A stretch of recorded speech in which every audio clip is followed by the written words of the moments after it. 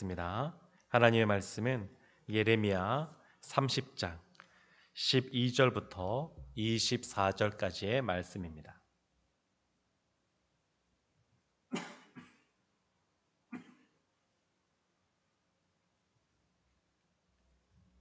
예레미야 30장 12절부터 24절까지의 말씀을 저와 여러분이 교독하겠습니다. 제가 먼저 12절 말씀부터 보겠습니다. 여호와께서 이와 같이 말씀하시니라.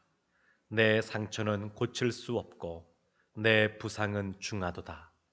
내 송사를 처리할 재판관이 없고 내 상처에는 약도 없고 처방도 없도다. 너를 사랑하던 자가 다 너를 잊고 찾지 아니하니 이는 내 악행이 많고 내 죄가 많기 때문에 나는 내 원수가 당할 고난을 내가 받게 하며 잔인한 징계를 내려도다. 너는 어찌하여 내 상처 때문에 부르짖느냐? 내 고통이 심하도다. 내 악행이 많고 내 죄가 허다함으로 내가 이 일을 너에게 행하였느니라. 그러므로 너를 먹는 모든 자는 잡아먹힐 것이며 내 모든 대적은 사로잡혀 갈 것이고 너에게서 탈취해 간 자는 탈취를 당할 것이며 너에게서 노략질한 모든 자는 노략물이 되리라. 여호와의 말씀이니라. 그들이 쫓겨난 자라 하매 시온을 찾는 자가 없은즉 내가 너의 상처로부터 새살이 돋아나게 하여 너를 고쳐주리라. 여호와께서 말씀하시니라. 보라, 내가 야곱 장막의 포로들을 돌아오게 할 것이고 그 거처들의 사랑을 베풀 것이라. 성읍은 그 폐허가 된 언덕 위에 건축될 것이요 그 보루는 규정에 따라 사람이 살게 되리라. 그들에게서 감사하는 소리가 나오고 즐거워하는 자들의 소리가 나오리라. 내가 그들을 번성하게 하리니 그들의 수가 줄어들지 아니하겠고 내가 그들을 존귀하게 하리니 그들은 비천하여지지 아니하리라. 그의 자손은 예전과 같겠고 그 회중은 내 앞에 굳게 설 것이며 그를 압박하는 모든 사람은 내가 다 벌하리라. 그 영도자는 그들 중에서 나올 것이요 그 통치자도 그들 중에서 나오리라. 내가 그를 가까이 오게 하리니 그가 내게 가까이 오리라. 참으로 담대한 마음으로 내게 가까이 올 자가 누구냐? 여호와의 말씀이니라. 너희는 내 백성이 되겠고 나는 너희들의 하나님이 되리라. 보라, 여호와의 노여움이 일어나 폭풍과 회오리 바람처럼 악인의 머리 위에서 회오리 칠 것이라. 같이 보겠습니다. 여호와의 진노는 그의 마음에 뜻한 바를 행하여 이루기까지는 돌이키지 아니하나니 너희가 끝날에 그것을 깨달으리라. 아멘. 이 예레미야 30장과 31장은 주로 시어 채로 되어 있습니다. 시편처럼 시처럼 쓰여진 부분이 많이 있습니다. 오늘 본문의 말씀도 한편의 시편이다, 시다 생각하시고 보시면 훨씬 더 우리에게 마음에 와 닿는 것을 경험하게 되실 겁니다. 오늘 본문 바로 앞에 보게 되면 11절에 이런 말씀이 나옵니다. 이는 여호와의 말씀이니라. 내가 너와 함께 있어 너를 구원할 것이라. 하나님이 이스라엘을 향하여 내가 너와 함께 있어 너를 구원할 것이라 이렇게 말씀해 주셨습니다. 너무나 감사한 말씀이고 또 힘이 되는 또 격려가 되는 그러한 말씀입니다. 그러나 하나님이 우리를 구원하시는 분이시지만 우리의 죄악에 대하여 그냥 넘어가시는 분은 또한 아니십니다. 그래서 12절부터 말씀을 보게 되면 그와 같은 부분들이 기록이 되어져 있습니다. 12절 말씀 제가 한번 더 보겠습니다. 여호와께서 이와 같이 말씀하시니라. 내 상처는 고칠 수 없고 내 부상은 중하도다. 13절에 보면 내 송사를 처리할 재판관이 없고 내 상처에는 약도 없고 처방도 없도다. 이스라엘 가운데 상처가 있습니다. 상처, 부상, 약으로도 어떻게 할 수 없는 불치병과 같은 그러한 부상, 이 중병을 이제 앓게 되겠다라고 말하고 있습니다. 그러니까 하나님께서 이스라엘 향하여 구원을 베푸시지만 그들의 죄악에 대하여 그냥 넘어가지 않으시고 하나님께서 벌을 내리시는 것을 볼 수 있습니다. 그것을 상처, 부상, 또 약도 없다, 또 처방도 없다, 이런 식으로 표현하는 것을 볼 수 있습니다. 그런데 이 시는 시편이거든요. 시 같은 것이거든요. 그러니까 지금 하나님이 이 시를 쓰고 있는 겁니다. 하나님이 쓰고 있는 겁니다. 하나님이. 그러면서 내 상처는 고칠 수 없고 내 부상은 중하도다.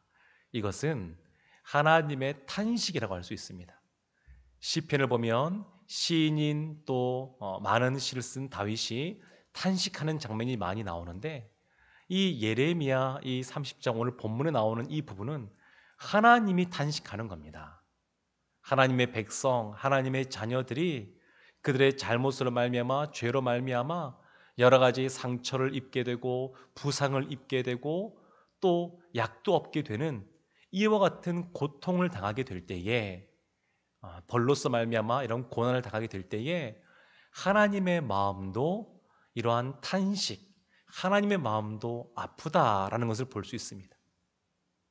그들이 정말로 이렇게 불치병, 고칠 그런 그 약이 없는 그러한 중환병 가운데 있을 때에 하나님도 탄식하시는 겁니다. 마음 아파하시는 겁니다. 이 세상을 살아가면서 우리가 때로는 이유는 정확하게 모른다 한다 할지라도 하나님을 우리를 십자가를 지게 하십니다. 환난 가운데 거하게 하시고 고난 가운데 그 길을 걸어가게 하십니다. 광야의 학교에서 지내기도 하십니다. 그런데 이때에 이것이 결국 우리로 하여금 인내케 하고 연단케 하고 소망을 이루어 가시는 것인데 이러한 과정 속에 있는 우리를 지켜보시는 하나님의 마음은 안타까운 마음이 있는 겁니다. 탄식하는 마음이 있는 겁니다. 14절 보게 되면 이런 말씀이 나오게 됩니다. 너를 사랑하던 자가 다 너를 잊고 찾지 아니하니. 우리의 사랑하는 사람들, 우리의 연인, 또 우리의 가까운 친구들, 이런 사람들이 이스라엘이 고난 가운데 거하니까 이스라엘이 상처를 입고 부상을 입고 있으니까 다 떠나가는 겁니다. 떠나가는 겁니다. 탕자가 아버지의 유산을 먼저 받고 먼 타국에 갔을 때에 처음에는 돈이 있으니까 사람들이 많이 친구들이 붙었습니다. 그 돈을 쓰면서 있으니까. 그런데 나중에 이 탕자가 모든 것을 다 잃어버리게 되니까 그 주변에 있었던 같이 먹고 마시고 즐기던 친구들이 다 떠난 것을 볼 수 있습니다. 우리의 삶을 돌이켜봐도 이런 경우는 종종 있는 것을 볼 수 있습니다. 지금 이스라엘 가운데 그들의 가까웠던 사람들, 사랑하던 사람들이 이스라엘의 고통 가운데 거하니까 다 떠난 것을 볼 수가 있습니다. 15절에 보면 너는 어찌하여 내 상처 때문에 부르짖느냐 내 고통이 심하도다 이렇게 나오는데요. 이스라엘이 기도했습니다. 하나님께 부르짖었습니다. 그런데 이 고통에서 이 상처에서 좀 고침받고 벗어나게 해달라고 부르짖는데 하나님께서 너는 어떻게 그 상처만이 낫게 해달라고 기도하느냐 이렇게 말씀하시는 겁니다. 하나님께서 이 간구에 응답하지 않으시는 겁니다. 그러니까 우리에게 주어진 어떤 것들이 있을 때에 기도 제목이 있을 때에 이스라엘이 또 해야 될 그런 기도가 먼저 있었던 것이 있었는데 그것이 뭐냐면 회개의 기도입니다. 회개의 기도. 지금 그들의 잘못 때문에 그들의 악행 때문에 이와 같은 일들이 벌어지고 있는 것이거든요. 그래서 먼저 하나님께 회개하며 나갔어야 됐었습니다. 이스라엘은. 그런데 이스라엘이 그렇게 회개하지 않고 그냥 여기에 상처가 났으니까 싸매달라고 여기에 고름이 생겼으니까 또 이것도 어떻게 없애달라고 이렇게 그냥 간구만 하는 겁니다. 근데 이것에 대해서 하나님이 회개가 먼저 필요한 것에 대해서 말씀하시는 것을 볼 수 있습니다. 우리도 하나님께 나아갈 때에 우리에게 주어진 어려움이 어떤 건지 잘 알지를 못합니다. 이스라엘처럼 우리의 잘못을 말미암아 벌로써 겪는 고난일 수도 있고, 그것이 아니어도 욥과 같이 하나님의 테스트 가운데 우리가 겪는 고난일 수도 있고, 또 이것도 아니고 또 다른 여러 가지 우리가 알지 못하는 이유 때문에 올 수도 있습니다. 그러나 우리가 늘 하나님 앞에 먼저 간구할 때는 우리가 예배 시간 가운데 주일날 늘 회개와 또 사죄의 기도를 하는 것처럼 늘 그렇게 주 앞에 정결한 모습으로 나가는 것은 굉장히 우리에게 필요한 것을 볼 수 있습니다. 이스라엘은 하나님께 회개하지 않고 그냥 상처만 해결해 달라고 이렇게 기도하며 나갔는데, 하나님께서 어찌 그렇게 너희는 그렇게 기도하느냐 이렇게 꾸짖는 것을 볼 수가 있습니다. 15절 하반절을 보면 이런 말씀이 있습니다. 내가 이 일을 너에게 행하였느니라. 내가 이 일을 너에게 행하였다라고 분명하게 말씀하고 있습니다. 오늘 이 본문의 내용을 찬찬히 한번 이렇게 살펴보시고 묵상해 보시면 하나님이 행하신다, 하나님이 하신다라는 표현이 굉장히 많이 나옵니다. 하나님께서 행하시는 겁니다. 이스라엘의 상처, 부상은 하나님이 주신 겁니다. 그래서 세상으로는 해결할 수가 없습니다. 세상의 것으로는 고칠 수가 없습니다. 그래서 불치병입니다. 그런데 이 하나님께서 하나님의 이 일을 주셨기 때문에, 이 상처를 주셨기 때문에 결국 하나님께서 회복시키신다라고 하는 것을 내포하고 있습니다. 그런 의미를 포함하고 있습니다. 하나님께서 회복시켜 주십니다. 하나님이 이 일을 주관하고 계시고 하나님이 이끌고 계시기 때문에 하나님께서 결국 회복시켜 주실 것입니다. 우리 몸에 고름이 있다 그러면 그 고름을 짜내야 되지 않겠습니까? 짜낼 때 굉장히 아픕니다. 그러나 짜내야 그것이 치유가 되는 것을 볼 수 있습니다. 몸에 안 좋은 어떤 종기나 종양이 있다고 칩시다. 그러면 그것을 제거해야 됩니다. 그래서 메스를 들어서, 칼을 들어서 살을 찢고 생사를 찢고, 그리고 그 몸에 안 좋은 종기를 잘라내고 또 싸매야 됩니다. 그래야 회복이 되는 것을 볼 수 있습니다. 하나님께서는 이스라엘을 향하여 이러한 심판, 징계, 이러한 상처를 주시는데 이것은 그들을 고치기 위해서 하시는 겁니다. 하나님은 우리를 너무나 사랑하시고 사람을 너무나 잘 알고 계십니다. 그래서 어떻게 하면 그 하나님을 떠난 것에서 돌이켜 하나님의 자녀로서의 모습으로 살아갈 것인가, 그것을 너무나 잘 알고 계십니다. 그래서 이들이 겪는 그러한 심판으로 인한 벌이다 한다 할지라도 이것은 하나님이 구원하기 위해서 하시는 겁니다. 11절 말씀에서 봤던 것처럼 내가 너와 함께 있어 너를 구원할 것이라, 이 말씀처럼 하나님은 그렇게 행하기를 원하시는 분이십니다. 이러한 부분은 이 뒤에 부분에도 계속해서 나옵니다. 16절을 보게 되면 이런 말씀이 나오게 됩니다. 지금 이스라엘을 멸망시켰던 바벨론, 포로로 잡아갔던 그러한 바벨론, 이러한 나라들에 대하여 하시는 말씀인데 16절에 이렇게 기록되어 있습니다. 그러므로 너를 먹는 모든 자는 잡아먹힐 것이며 내 모든 대적은 사로잡혀 갈 것이고 너에게서 탈취해 간 자는 탈취를 당할 것이며 너에게서 노략질한 모든 자는 노략물이 되리라. 이스라엘을 잡아먹었던 사람은 또한 잡아먹히게 될 것이라고, 그리고 이스라엘을 대적해서 사로잡혀 갈 것이라고, 또한 탈취해 간 자는 탈취를 당할 것이라고, 노략질한 자로서 노략물이 될 것이라고. 하나님께서 심판의 도구로서 바벨론을 사용하셨지만 바벨론도 하나님 앞에서 심판을 받아야 될 그러한 우상을 숭배하던 나라였습니다. 하나님께서 그냥 두지 않으실 것이다, 이렇게 말씀하고 계시는 겁니다. 17절 하반절에 보면 참 우리에게 위로가 되어주는 말씀이 기록되어 있습니다.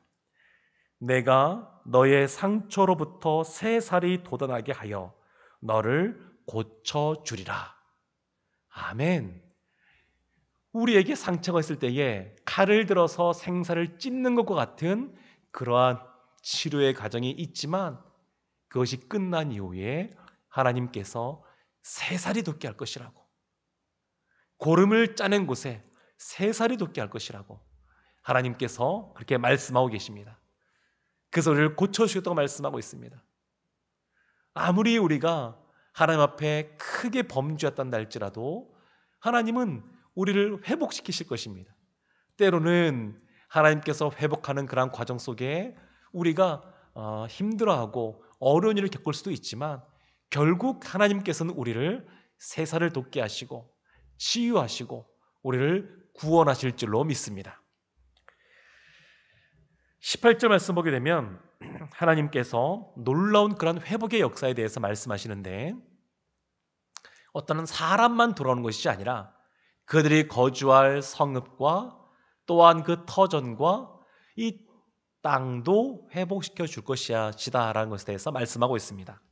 18절 말씀 보면 이렇게 되어 있습니다.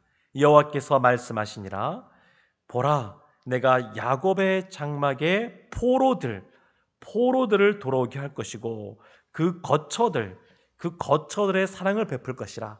성읍은 폐허가 된 언덕 위에 건축될 것이요 그 보루는 규정에 따라 사람이 살게 되리라.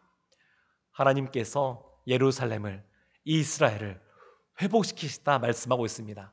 다시 성읍도 세우고 보루도 세우고 땅도 다시 차지하게 하시고 사람도 돌아오게 하시고 진정으로 이전과 같은 그러한 회복을 하나님께서 약속하고 계시고 계십니다. 그래서 놀라운 것은 뭐냐면 19절 말씀인데요, 이렇게 말씀이 기록되어 있습니다. 그들에게서 감사하는 소리가 나오고 즐거워하는 자들의 소리가 나오리라. 이제 포로로 잡혀가서 어렵고 힘든 삶을 살던 사람들, 12절부터 말씀 보게 되면 상처, 부상, 처방, 고난, 징계, 고통, 이런 단어들이 나오거든요.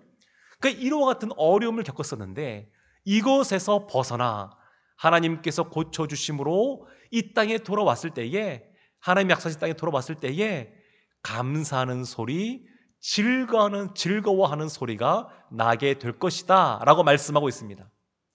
그런데 이것을 보게 되면, 가만히 보면 감사를 이스라엘이 한다는 것이 아니라, 이스라엘이 주도적으로 한다는 것이 아니라, 이 즐거움을 이스라엘이 주도적으로 한다는 것이 아니라 하나님께서 이스라엘로 하여금 감사할 수 있도록, 이스라엘로 하여금 즐거워할 수 있도록 만들어 주시겠다라는 것입니다.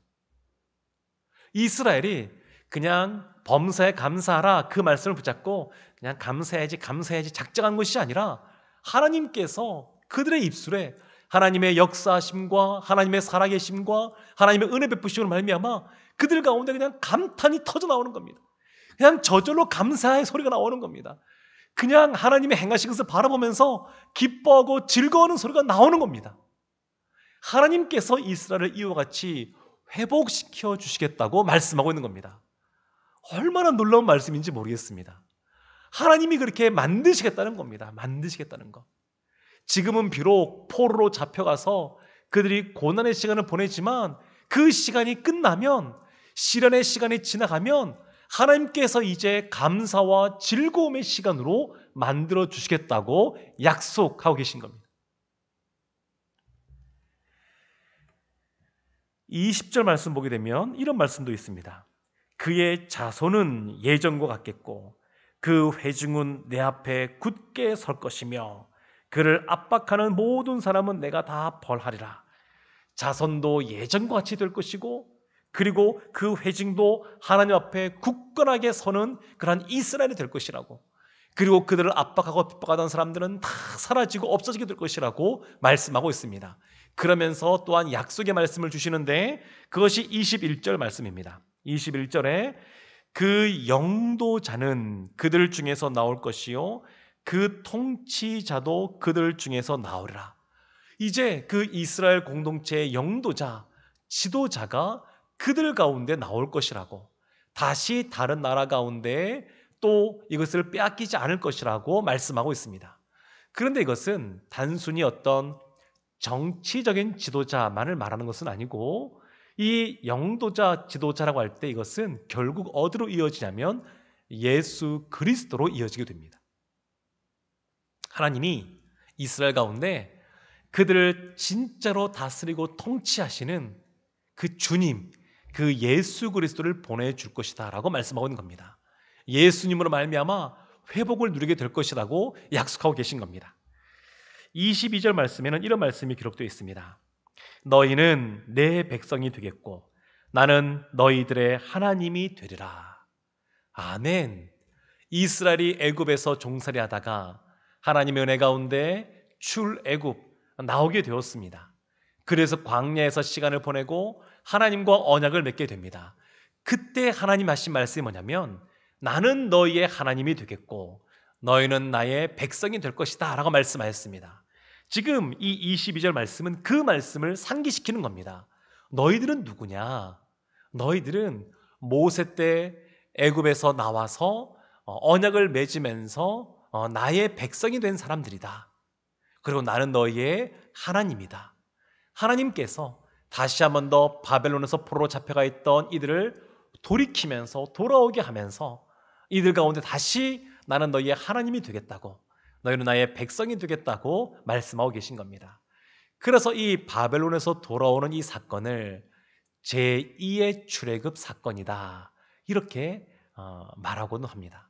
사랑하는 성도 여러분, 우리 가운데 상처가 있고 아픔이 있고 또 세상에 약도 없는 불치병과 같은 그러한 깊은 그러한 부상이 우리 가운데 있다 한다 할지라도, 그것 때문에 우리가 힘들어한다 할지라도 그것은 그걸로 끝나는 것이 아닙니다. 결국 하나님이 우리로 하여금 그 나쁜 것들, 악한 것들을 제하여 버리시고 결국 우리에게 세사를 돋게 하시고 우리를 치유하기 위하여 그와 같은 과정을 겪게 하시는 겁니다.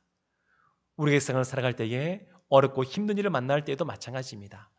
하나님께서 결국 우리로 하여금 소망의 열매를 맺게 하기 위하여 이와 같은 길을 걷게 하시는 줄로 믿습니다. 하나님은 우리를 회복하시고 우리를 치유하시고 우리와 함께 하시면서 우리를 구원하시는 분이십니다. 하나님은 우리의 하나님이 되시고 우리는 하나님의 자녀, 백성이 되는 줄로 믿습니다. 오늘도 이 말씀, 이 회복의 말씀, 치유의 말씀 붙잡고 오늘도 힘을 얻어 승리하는 삶을 살아가시는 우리 성도들 되시기를 주님의 이름으로 축원합니다. 아멘. 기도하겠습니다. 하나님, 이 예레미야의 말씀을 통하여 우리가 다시 한번 더 힘을 얻기를 원합니다. 우리가 어렵고 힘든 그러한 길을 걸어갈 때에 하나님도 마음 아파하시며 탄식하시고 우리를 그냥 내버려 두지 않으시사 하나님께서 친히 고쳐주시고 회복시켜 주겠다고 약속해 주셨는데 오늘 하루도 우리가 이것을 경험하는 그러한 한 날 되게 하여 주시옵소서. 우리를 사랑하시는 예수님의 이름으로 기도합니다. 아멘.